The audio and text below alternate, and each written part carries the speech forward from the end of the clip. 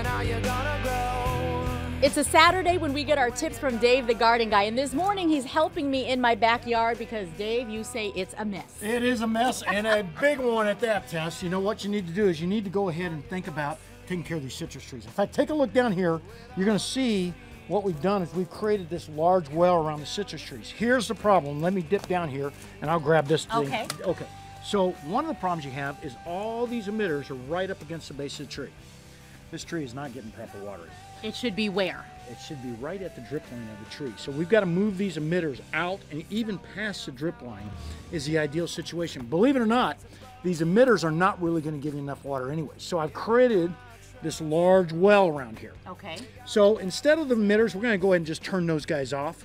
But most emitters should be at the drip line of the tree. We're going to turn these guys off on this in this particular situation, and we're going to just have you flood irrigate this about every 2 weeks this time of year. So every 2 weeks I'm filling this up with water. Exactly. Does this go for all citrus trees or just for the lemons? All citrus trees should be watered this way. In fact, citrus trees like to dry out in between waterings, so it's really crucial. They dry out completely in between waterings. Here's the other thing I found. Take a look at your root zone down there. You see the other side there, and you look at this side of the root zone.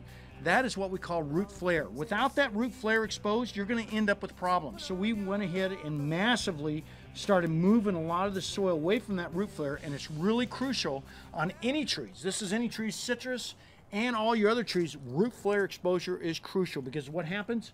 You get what we call an anaerobic situation in there where the actual soil is disintegrating the stem of the plant itself. Last but not least, we want to make sure that we're fertilizing. Some regular fertilization is the ideal situation. Again, right at the base of the tree itself, or excuse me, right at the drip line of the tree itself, some with a fairly high nitrogen fertilizer. This Dr. Bob's works out great as a citrus food, but spread it around the plant itself, and you're going to be in real good shape to really have a nice citrus tree on into spring. Once you get to spring, well, you're going to do it all over again. I was just going to say, so how often do we do it? Just about 3 times a year. Labor Day, Valentine's Day, Memorial Day, and you'll be on your way towards a great looking citrus tree all year round. all right. And that's why he is Dave, the garden guy. Had to go to the professionals because this sorry tree needed some help.